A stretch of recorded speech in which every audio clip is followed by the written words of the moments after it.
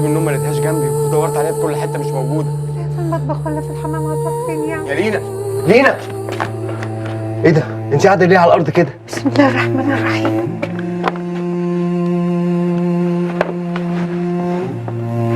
ايه يا حبيبتي؟ ليه قاعده على الارض كده؟ دي الكيكة اللي ماما عملتها من قبل ما تنزل. شفت ماما طيبة ازاي؟ عاملة لنا أكل حتى وهي مش موجودة. ماما دي احسن ست في الدنيا واعظم ست. هتفضل هي ويوسف عايشين معانا وجوانا، صدقيني.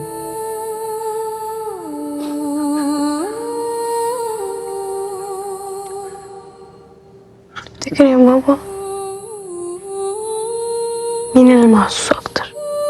يوسف عشان يروح مع ماما،